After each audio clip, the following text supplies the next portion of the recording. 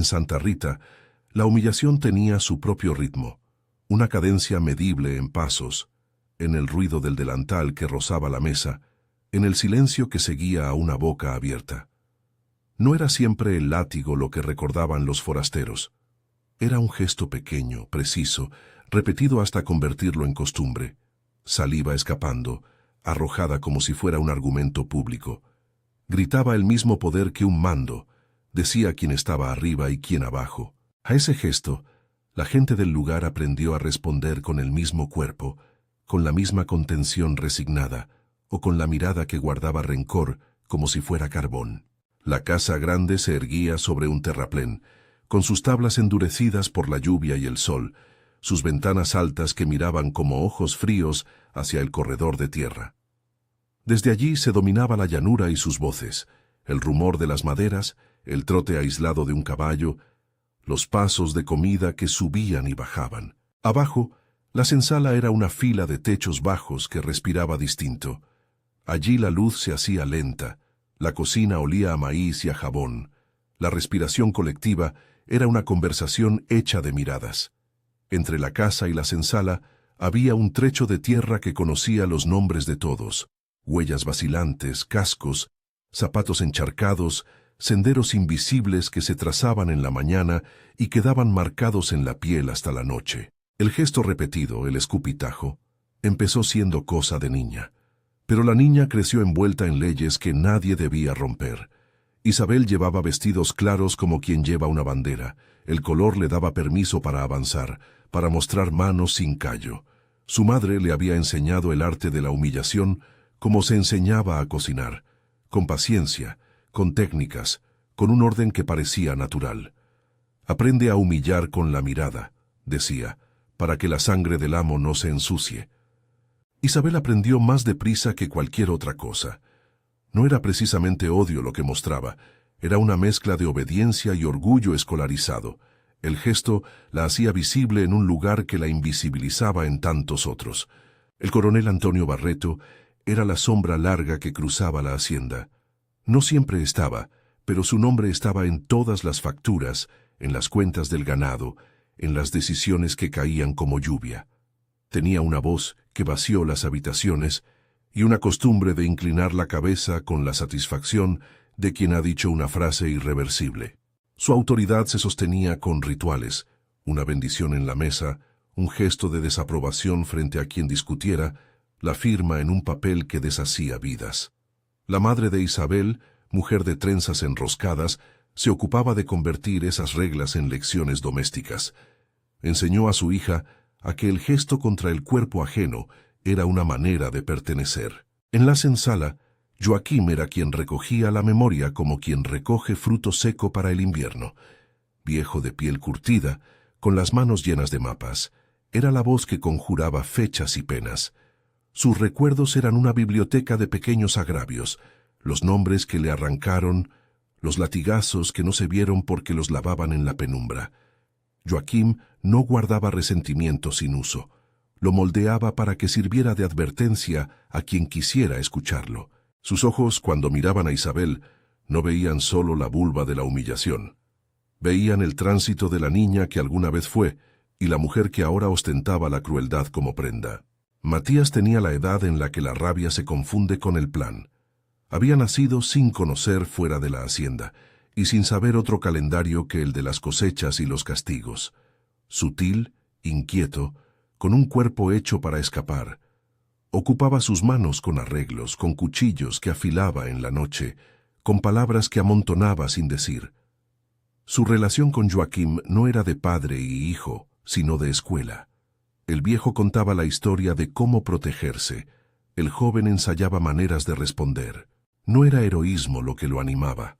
Era la necesidad que se siente en la sangre cuando todo lo que te pertenece te lo han quitado. Matías observaba la casa grande con los ojos de quien ve, al mismo tiempo, su tumba y su mercado. Bento era pacífico en la superficie y hombre de fuerza callada.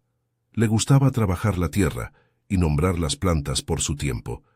Este maíz está para mañana, decía. En la plaza de la hacienda, delante de la fuente, la humillación hacia Bento se volvió ritual público. Isabel se acercaba, levantaba la barbilla, buscaba en sus ojos el reflejo que necesitaba y escupía. El gesto se hacía espectáculo. Las risas cortas de la familia grande actuaban como coro, y la respuesta de Bento era una mezcla de dolor y recogimiento, como si en su cuerpo se cerrara una puerta para que el mundo no la siguiera abriendo. Ese día, la saliva tenía el efecto de un nombre que no dejaba de llamarlo. «No eres de aquí», repetía la plaza. La senzala, sin embargo, no se limitaba a recibir golpes con la frente baja. En sus noches, la comunidad tejía otra historia. Cuando la cocina se apagaba y la casa grande silenciaba sus luces, las mujeres se sentaban en corro y cantaban. Eran canciones que, con la repetición, se volvían mapas. Decían cuándo ir a buscar agua sin riesgo, recordaban hierbas para las fiebres, nombraban nombres escondidos. También eran paredes. Las canciones mantenían juntas las historias que la casa intentaba fragmentar. A veces la melodía era un rezo envuelto en risa, otras era un código para decir que había que guardar algo, un trozo de tela, una semilla, un secreto, en un hueco bajo la losa. La canción tenía un verso que se repetía hasta convertirse en lamento y promesa. La tierra escucha, la tierra no miente, lo que cae en ella vuelve a hablar. Era un refrán breve, simple, que se pasaba de abuela a hija y de hija a nieta. Bajo su ritmo, la memoria circulaba como agua. Una parteira de manos rápidas y voz queda. La mujer que curaba el nacimiento de todos llevaba ese verso en la punta de la lengua y lo usaba a cada bote de fuego o cada niño que nacía con la lengua fuera. Era ella la que reconocía las señales pequeñas, trozos de vida que la casa grande descartaba como insignificantes. Las humillaciones continuaban con una frecuencia que las volvía normales. Isabel no siempre escupía para humillar. A veces lo hacía como quien cumple un deber, como quien repite una lección que la forma. Su madre, con la mirada dura como una tabla, le decía que era así como se preservaba la jerarquía. Si no lo hacen con ellas, lo harán con nosotros, solía decir, y su voz tenía la calma de quien cree que la violencia es una técnica de conservación. En el comedor la conducta de Isabel era celebrada con gestos mínimos, una galleta de más, una risa que parecía premio. En la cocina, en la senzala, el mismo gesto dejaba heridas que no sabían cómo cerrarse. Matías comenzó a notar patrones que a otros se les escapaban. Los tiempos en que la casa estaba distraída, las noches en que el feitor se pasaba a fumar fuera de su turno, el momento en que la ribera del bosque quedaba sin patrullas. El feitor, hombre de semblante gris, guardaba las órdenes del coronel como quien aprende a manejar un cofre. No preguntaba, cumplía. Pero lo que otros no vieron fue que en su bolsillo siempre había un cuaderno de hojas gastadas, donde, con letra pequeña, anotaba cosas que no decían los papeles oficiales. Anotaba nombres de personas vendidas, la razón de cada venta, el precio conseguido. Esas notas eran piezas de una información que podía usarse y que por eso estaba guardada con temor. Joaquín miraba a Matías con la mezcla de orgullo y miedo de quien ve la urgencia en otro. Tenía en la memoria los tiempos en que las cosas se arreglaban con conversaciones largas y soluciones que no rompían huesos. Sin embargo, la vida había aprendido al viejo que la insistencia en el mal terminaba por abrir grietas. Sus dedos temblaban cuando recogía el estiércol del corral, pero su mente trazaba un mapa de las pequeñas revueltas, una olla vacía dejada donde no debía, una pluma que faltaba en el coronel, un caballo que no aparecía por una semana. No eran actos heroicos, eran roces que desgastaban el orden. Hubo episodios que hicieron que la comunidad respirara distinto. Una tarde, en la placita junto al aljibe, Bento tropezó con un niño y el coronel soltó una palabra. Isabel, sonriendo, se acercó y escupió. Esta vez, la saliva cayó sobre la mano de Bento. Su cara no mostró ira abierta, pero sus ojos buscaron a Joaquín. Por la noche, en la senzala, la canción fue distinta. Los versos se alargaron con comentarios secos y alguien introdujo una estrofa nueva, una línea punzante que nadie hacía en voz alta hasta entonces. Si el rostro te marca, la tierra cobrará. Nadie la repitió en presencia de la casa. La cantaban en la oscuridad para no olvidar la sensación de que algo podía cambiar. La madre de Isabel, sin embargo, no veía en esos pequeños gestos otra cosa que el adiestramiento correcto. «Nos cuidan», decía cuando le preguntaban por qué su hija participaba, «nos protegen de aguardar problemas». Sus palabras no eran ingenuas, eran estratégicas. Había aprendido a su vez que el lugar de quien manda se mantiene por la demostración cotidiana, y ese aprendizaje se transmitía con la fuerza de la costumbre. Los gestos se enseñaban como quien enseña a rezar, con la convicción de que un rito repetido se convierte en ley. Pero la repetición tiene un desgaste. La gente que sufre aprende a imaginar finales posibles para su vida. Algunos piensan en huida, otros en resistencia cotidiana, otros en maneras de salvar la memoria de los compañeros que vendrán. En las noches de luna, cuando el aire olía a hojarasca y la casa grande dejaba abierta alguna ventana que filtraba luz, Matías y Joaquim hablaban en susurros. Hablaban de lo que no se podía decir en voz alta, del precio que la comunidad pagaba en silencio, de las ventas de gente que ninguno de los dos podría olvidar, del miedo a la revelación. A menudo Joaquim repetía una frase que parecía más un proverbio que un consuelo. Cuando la tierra recoge algo que no corresponde, guarda su voz hasta que alguien la escuche. La tensión fue acumulándose como agua bajo una represa. Las humillaciones, que antes eran despachos aislados, adquirieron seguimiento. Los esclavos, sobre todo las mujeres, comenzaron a mirar con mala leche las servidumbres de afuera. ¿Quién cortaba una fruta? ¿Quién tenía el acceso al comedor? ¿Quién podía usar la manta del balcón? Hasta los más jóvenes notaron la incomodidad del feitor cuando debía ordenar la venta de una madre con cría. Era una tensión que nunca llegó a estallar en gritos abiertos. En cambio, se volvía una conversación subterránea, un tejido de señales. Hubo, sin embargo, un día en que Isabel cruzó una línea que nadie había numerado, pero que todos entendieron el mismo segundo en que la boca se abrió. No fue por primera vez que escupía, lo hacía desde que los pies le crecieron y la mirada de su madre enseñó los pasos adecuados. Aquella tarde, el sol caía oblicuo sobre la llanura, pintando de ocre las paredes descascarilladas. La anciana, una mujer delgada que recogía leña para el fuego, se inclinaba como siempre para atar sus haces. No tenía nombre para la casa grande, o tenía tantos como le hubieran dado los años.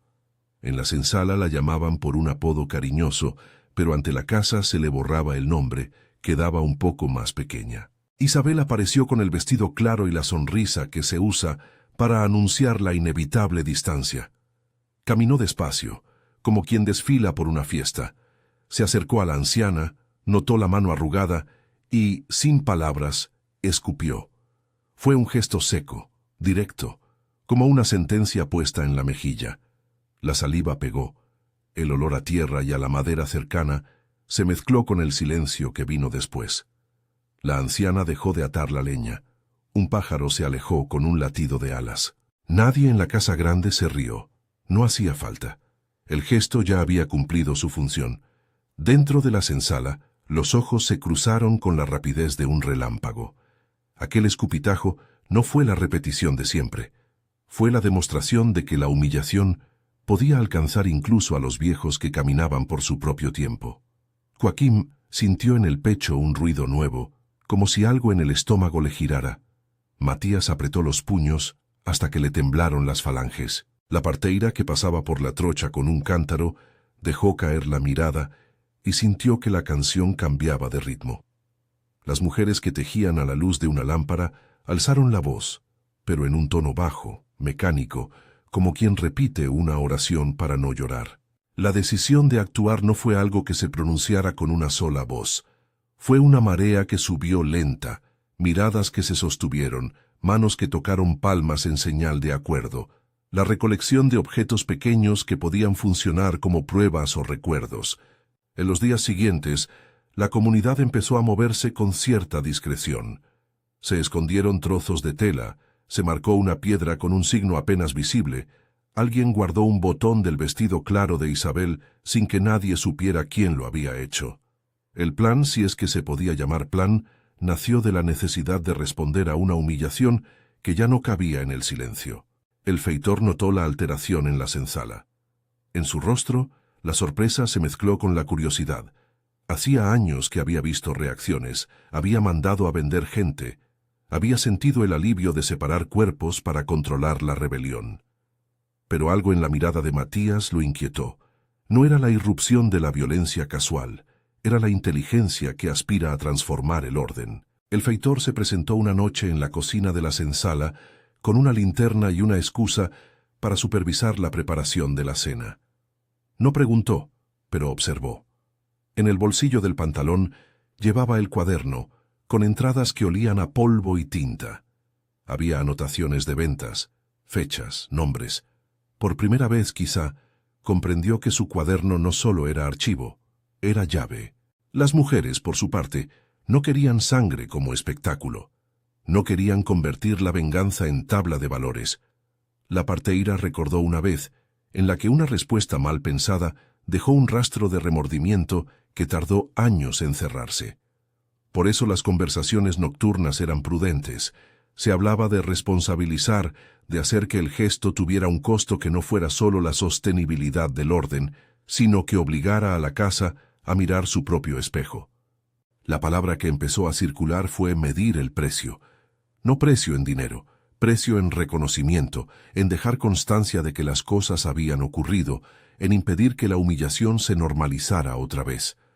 Esa palabra, precio, era de una gravedad que los hacía vacilar. Sabían que cualquier medida rompería algo que no podrían recomponer fácilmente. Los días que siguieron a aquel escupitajo fueron de preparación sutil. La tierra, que en Santa Rita siempre parecía escuchar primero y responder después, acumuló huellas de pasos apresurados, paladas que se hicieron en silencio, un borde de claro donde se colocaron piedras. Joaquim, con manos ya lentas, trabajó más rápido que su cuerpo no podía seguir, y añadió una palabra a la canción repetida: escucha. Matías trazó líneas en la arena para explicar rutas, y alguien guardó un trozo de cuero que había pertenecido a un calzado desaparecido en una venta anterior. La duda estaba en todos lados, en la mirada de quien organizaba y en la voz de quien ya había visto cómo las reprensiones públicas se cobraban en familias rotas. La madre de Isabel, ajena quizás a la gravedad de lo que su hija había provocado, continuaba con su vida como quien no desea mirar el temblor que empieza a surgir en la economía de una hacienda.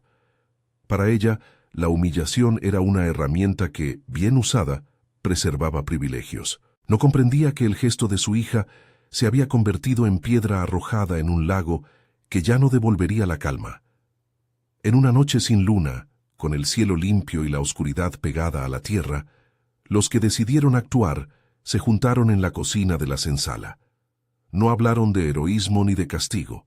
Hablaron de hacer tangible una verdad que la casa negaría. Se repartieron tareas pequeñas y decisivas. Uno vigilaría la entrada. Otro se encargaría de traer la pala que alguien había escondido bajo la leña. Una mujer llevaría la voz que se usaría después para nombrar lo ocurrido a quienes vinieran.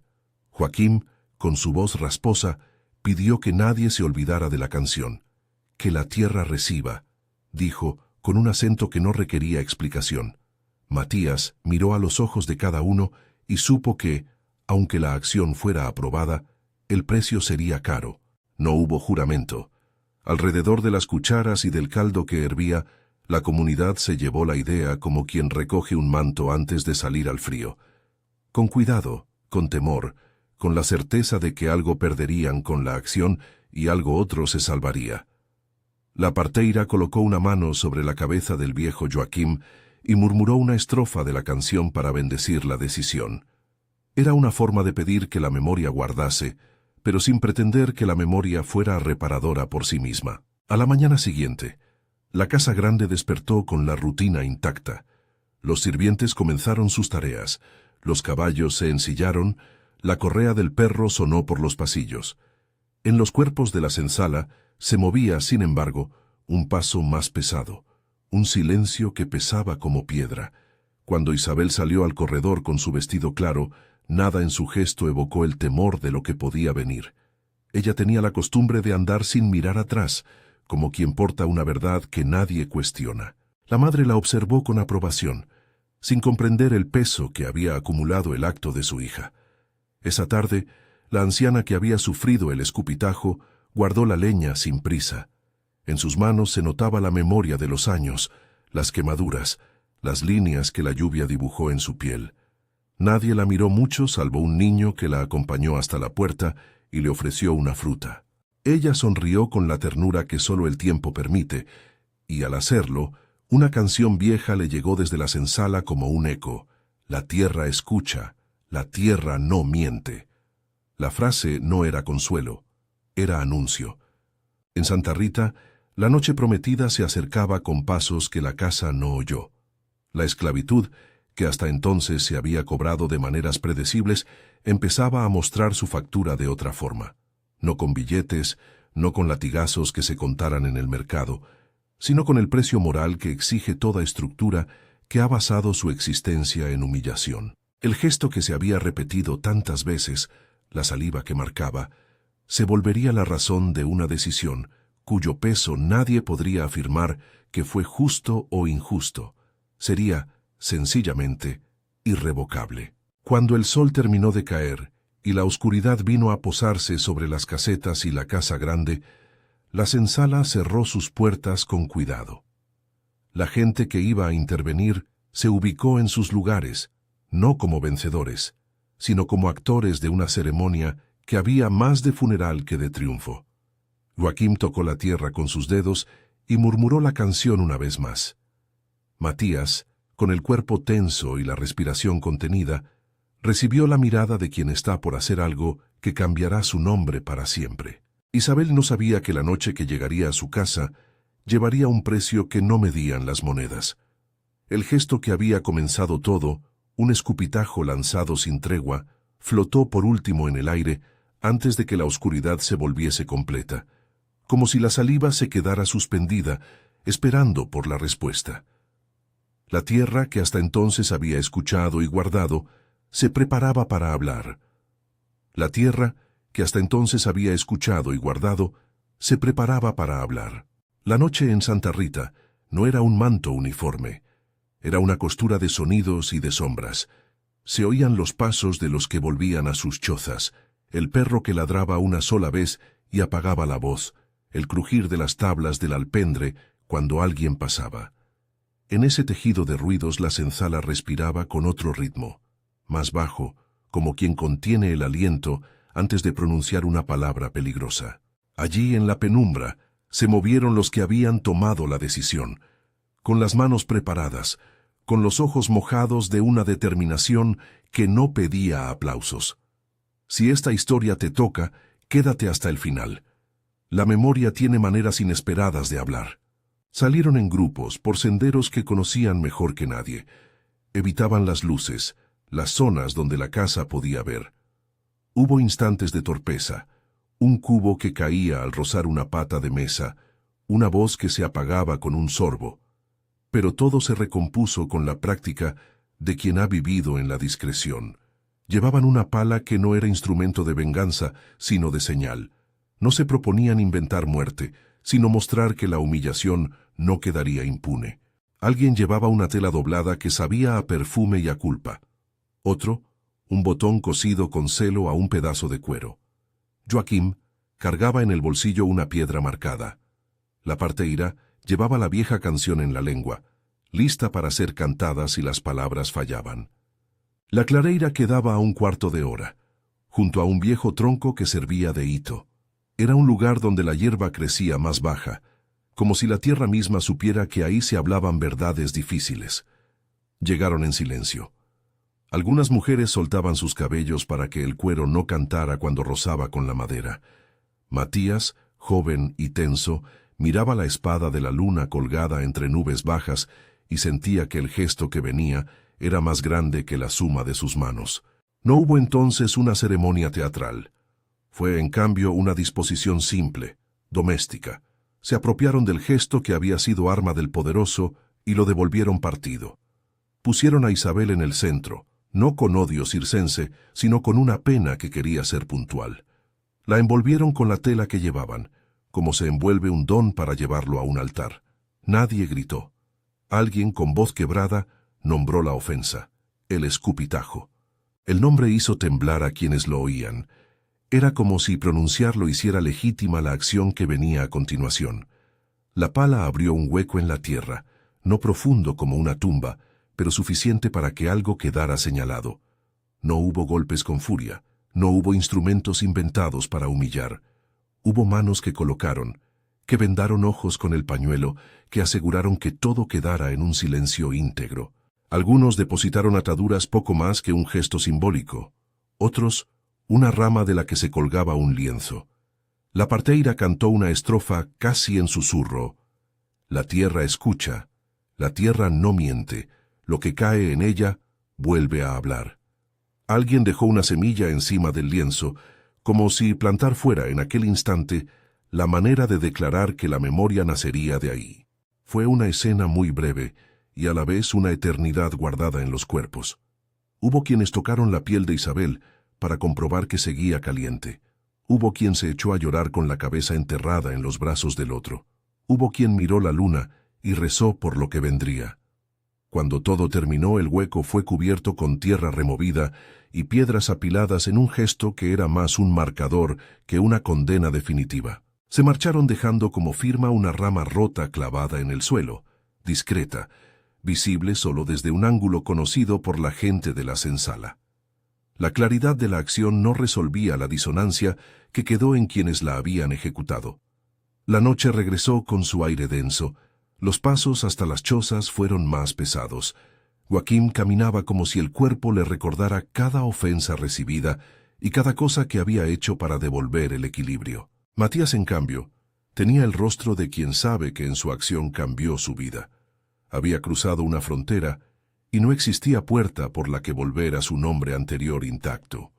La parteira, tocando la tierra con la yema de los dedos, se preguntó si la decisión había salvado algo o simplemente había movido la responsabilidad de un lugar a otro. Al amanecer, la casa grande notó primero la ausencia. Isabel no estaba en el comedor, ni en la galería, ni en su cuarto. El vacío de su figura se convirtió en rumor. «Se habrá ido», dijo alguno intentando devolver la normalidad a la conversación. El coronel, cuando se enteró, tuvo la reacción que muchas veces tuvo frente a contratiempos, una decisión rápida y eficaz. Ordenó cerrar caminos, revisar carretas, castigar la desobediencia con la dureza administrativa que entendía.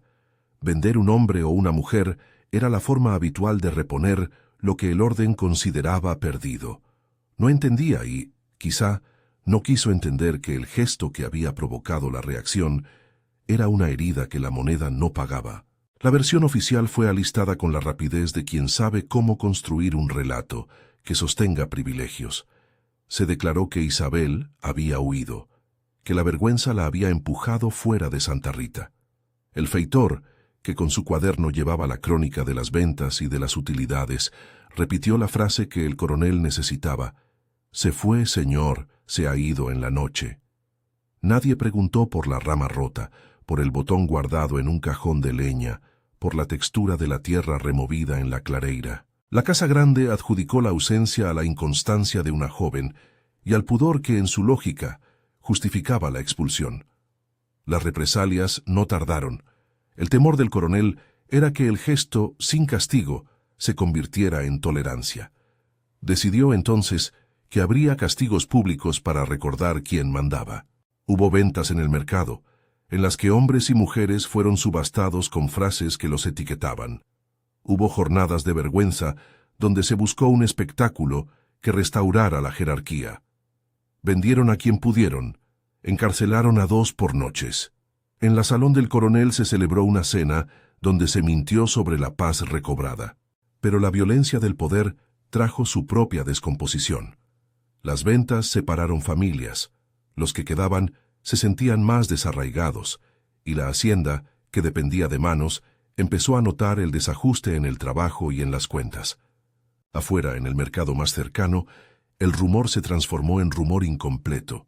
Un lote de trabajadores fue vendido, un caballo cambió de cuadra, una mujer con ojos tristes fue empujada a un coche camino a otro lugar. La imagen del coronel que distribuía órdenes produjo temor. Sí, pero también sospechas en el vecindario. Las noticias, que acostumbraban a obedecer la versión de la Casa Grande, tardaron en articular una historia alternativa. El nombre de Isabel se transformó en leyenda local. Algunos decían que había huido, otros que la habían visto en la noche, envuelta en un vestido claro que alguna vez llamó la atención. Mientras tanto, en la senzala, la vida continuó como si fuera posible continuarla. Nadie podía negar que algo había cambiado. Una nueva atención recorrió la gente. Los niños eran observados más de cerca, las mujeres se cubrían de otra forma, los hombres miraban la ruta con la sospecha de una llamada que no llegaría. Matías, incapaz de soportar la presión creciente, huyó unos días después. Se fue por los caminos que conocía, con una mochila vieja, dejando a Joaquim con el peso que nadie quería aceptar. Matías buscó fortuna en pueblos donde nadie recordaba Santa Rita, pero su espalda llevaba siempre la marca de la acción. En su andar se leía la conciencia de que había actuado y pagaría de una u otra manera el precio de aquello. El feitor vivió un proceso gradual de ruina. En su cuaderno había anotado nombres que podían comprometer al coronel, pero también pistas sobre la forma en que se movía la hacienda. Uno de sus apuntes, un hilo minúsculo, fue cuanto bastó para que alguien en la senzala preservara prueba. Un trozo de tela agarrado a una rama, una letra pequeña en el margen de una hoja. El feitor, observado por la sospecha y por una sensación nueva de remordimiento, comenzó a cambiar sus noches. Se acercaba a la cocina, hablaba más con la parturera, dejó caer entre los tazones frases que parecían disculpas en busca de perdón. No tuvo la fuerza para confesar de una vez, pero sí para dejar indicios escondidos, correspondencias en una caja con cifras que nadie abrió hasta después.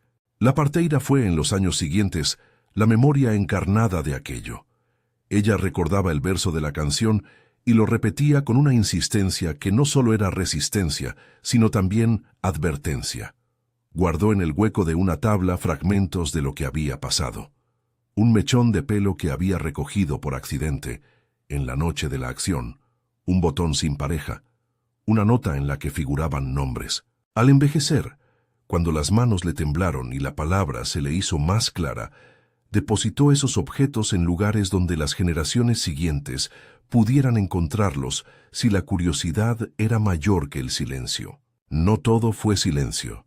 Hubo quien, desde la Casa Grande, buscó restituir la paz con formas convenientes. Ofrendas, dinero para arreglos, discursos que justificaban lo ocurrido como circunstancias tristes. El coronel no logró, sin embargo, restaurar la confianza. Sus acreedores empezaron a contar pérdidas, menos manos en la siega, retrasos en entregas, una cosecha que no rindió lo esperado. La economía de Santa Rita, rígida y orgullosa, empezó a ceder por grietas que la venganza no llenaba. El prestigio se erosionó. La estructura social que funcionaba por costumbre encontró que las costumbres se habían vuelto incomprensibles para el trato con otras haciendas. En la senzala, en cambio, la memoria fue trabajada con cuidado. Las mujeres enseñaron la canción a las más jóvenes y la transformaron con nuevas estrofas que hablaban de precaución y de deberes. La tierra escucha, la tierra no miente, se repitió, y a esa frase se le añadió otra: quien marca también queda marcado. Era una advertencia para que ninguno aceptara la humillación como signo de identidad. Con los años, la historia de la clareira tomó distintas formas. Algunos la convirtieron en mito de justicia, otros en un episodio oscuro que preferían olvidar. Joaquim envejeció con la mirada llena de memoria. Sufrió el desprecio oculto de algunos y la gratitud callada de otros. Cargó con la culpa de haber participado, con la conciencia de que la medida tomada había impuesto un precio que no se pagaba en billetes. No se lo dijo a nadie. La culpa se acomodó entre sus huesos, y a veces se despertaba en mitad de la noche pensando en el rostro de Isabel la última vez que la vio. El feitor, en cambio, no tuvo redención pública. Sus notas, guardadas en un cajón en la cocina de la senzala, fueron descubiertas por accidente años después, cuando la parturera, ya muy vieja, entregó sus pertenencias a una joven que contaba la historia de Santa Rita a los niños del lugar. En esas hojas gastadas se leerían cifras, nombres y una descripción torpe de movimientos. Había una entrada que parecía escrita con un temblor distinto. Lo que no dije pesa. A partir de ese cuaderno, la verdad comenzó a deslizarse fuera de la espaciosa mentira oficial. La pesquisa que vino después no fue un tribunal con retóricas grandilocuentes. Fue, más bien, una reconstrucción hecha por manos pequeñas, testimonios contados en cocina, cartas encontradas en baúles, una correspondencia que alguien había escondido en la pared. La parteira, ya sin miedo al juicio social que la había contenido durante décadas, habló con quien quiso escucharla. Las palabras no eran acusaciones para humillar, sino testimonios que pedían ser escuchados para que la historia no se volviera a repetir. Las autoridades locales, sin embargo, eran reacias. Nada le convenía a una provincia sacudida admitir que sus costumbres habían permitido aquella lógica de sumisión. Una mirada externa ayudó. Llegaron años después personas que no eran de allí, un joven historiador de ciudad, un perito curioso, descendientes de quienes se habían marchado. Había, en los papeles que la parturera dejó y en el cuaderno del feitor, indicios suficientes para que la versión oficial quedara por lo menos cuestionada. Encontraron el botón cosido con celo, el trozo de cuero, la rama rota escondida entre hojas secas. Los objetos eran pequeñas patadas a la memoria armada por la casa grande. Prosaicas pruebas que decían más que 1000 discursos. Las generaciones posteriores, que no vivieron la opresión en primera persona, pero heredaron sus efectos, empezaron a reconstruir. Hubo una bisnieta, más tarde conocida por su voz clara, que aprendió la canción a escondidas. La escuchó de la abuela, quien se la recitó con la gravedad de alguien que entrega un legado. Con el tiempo, aquella bisnieta cantó la canción en plazas y en reuniones de memoria. La voz, limpia, fue capaz de transformar un refrán de cocina en un suceso público. La tierra escucha, la tierra no miente, lo que cae en ella vuelve a hablar, decía, y la gente la escuchaba con una mezcla de vergüenza y reconocimiento. La hacienda no sobrevivió intacta. Las deudas, las malas cosechas y la pérdida de reputación la llevaron a un declive que no fue solo económico. Las máquinas nuevas no arreglaron la falta de manos ni las relaciones rotas. El coronel murió viejo, con un perfil de dignidad maltrecha. Para algunos fue la imagen final de un poder que no supo leer sus límites. Su muerte, sin embargo, no fue un ajuste de cuentas. Fue más bien el cierre natural de una viejísima estructura que, privada de su juventud, envejeció sin remedio. Matías, que había huido, regresó décadas después, no para reclamar la gloria, sino para encontrar signos de lo que había sido. Se topó con la claridad de que su acción lo había transformado en un fantasma moral. A menudo lo miraban con respeto, otras veces con temor. Había perdido la juventud en el camino, había ganado historias en sitios lejanos. No fue recompensado por su acción, tampoco condenado oficialmente. Vivió con la ambivalencia que producen las decisiones tomadas en noches sin luna, entre la generosidad de haber prevenido más humillaciones y la duda de si el precio que se pagó fue el correcto. El feitor cerró su ciclo en soledad. Sus últimos años fueron una sucesión de arrepentimientos escritos en la soledad de su cuarto. Murió sin un testimonio público de redención, pero sus notas, cuando salieron a la luz, sirvieron para demoler la versión oficial de la huida. No hubo castigo punitivo para los que ordenaron las ventas ni grandes ceremonias de restitución. La sociedad, lenta, comenzó a reconocer sin grandes proclamas que había fallado a su propia humanidad. El hilo de la memoria, sin embargo, no dependía solo de las grandes instituciones. Era la costura diaria que hacía que la historia no desapareciera. En las cocinas, las mujeres siguieron cantando la canción, a veces con estrofas nuevas que advertían a las más jóvenes: no aceptéis la humillación como rito de paso, la tierra lo recuerda todo. La frase se convirtió en guía para quienes no querían que la violencia se reprodujera con el auxilio del olvido. Con el tiempo, llegaron investigadores que querían confirmar o desmentir la leyenda. Buscaron los documentos, consultaron archivos de ventas, hallaron cartas en el baúl de una antigua administradora de la hacienda. Allí, en tinta ya desvaída, había nombres y fechas que encajaban con las anotaciones del feitor. Entre las hojas encontraron una carta que parecía escrita por la madre de Isabel, fechada poco después de la desaparición. Era una carta breve, defensiva. Huyó por vergüenza, decía, y añadía que la familia había hecho lo que pudo por mantener la honra. La carta no era prueba de verdad, era, en cambio, la confirmación de una empresa de ocultamiento que había empezado desde dentro. Esos documentos no devolvieron la vida a lo perdido. No restituían los lazos rotos, ni borraban las ventas que habían separado madres y críos, pero la acumulación de piezas devolvió algo invaluable, la posibilidad de nombrar. La memoria, cuando se vuelve pública, obliga a las historias oficiales a tolerar otras versiones.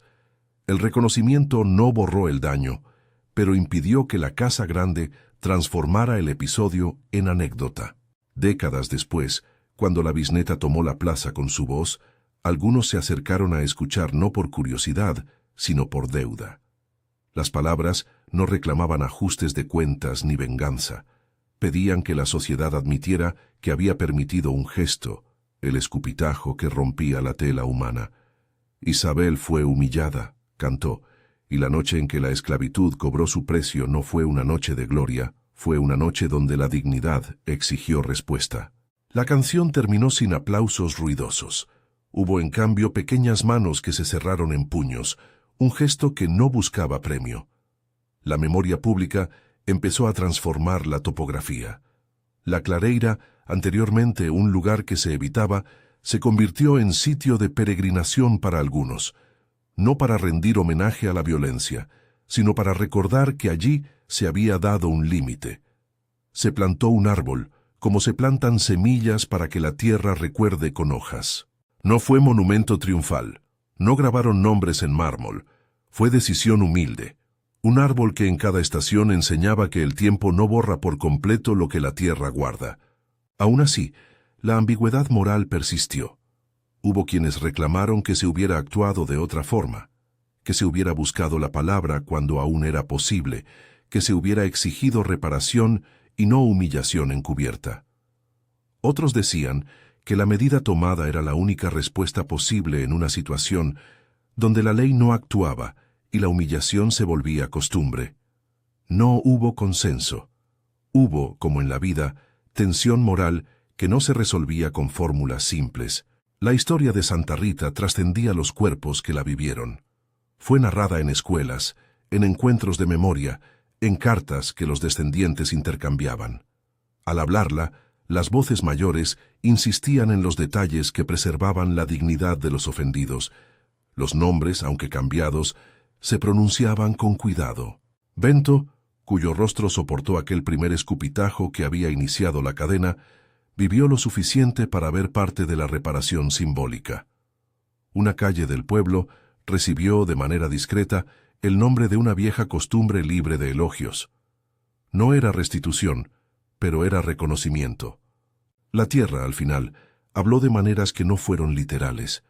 Lo hizo en cambios lentos, en los surcos que dejaron las paladas, en el árbol que creció en la clareira, en la canción que cruzó generaciones. Habló también a través de los papeles que antes parecían inútiles y que se convirtieron en prueba de un pasado que no debía ser borrado. El precio cobrado por la esclavitud aquella noche no fue solo la pérdida de una joven. Fue el costo en almas que tuvieron que cargar una decisión que les pesaría hasta el último de sus días. La palabra precio en Santa Rita dejó de ser numérica. Empezó a nombrar ausencias, hijos vendidos, abrazos que no se dieron, cuentas que no cerraron. Empezó a nombrar culpas que quedaron bajo la piel. Pero nombrar también hizo posible un tipo de sanación frágil. La posibilidad de que, al menos, la historia fuera contada sin el barniz que la Casa Grande quiso imponer. La memoria, como una costura, unió a la comunidad dispersa. No para cerrar heridas como si fueran cosas olvidadas, sino para aceptar que la memoria y el duelo son trabajos largos. Los descendientes de la parturera, que guardaron los objetos y las notas como quien guarda reliquias, de una historia que no se puede perder, abrieron un pequeño cuaderno que se convirtió en texto para estudios locales. Se redactaron artículos, se dictaron charlas, se hicieron encuentros donde se habló de qué significa la responsabilidad colectiva. No se trató de un ajuste de cuentas público ni de la destrucción de estatuas. Fue la lenta tarea de comprender que las humillaciones cotidianas dejan de ser inofensivas cuando se institucionalizan. Los que fueron vendidos buscaron la forma de restituir algún trozo de su dignidad. Algunos volvieron para enterrar a sus muertos, para ver la tierra que los había visto nacer. Otros se quedaron lejos y enviaron cartas con nombres que nadie ya recordaba.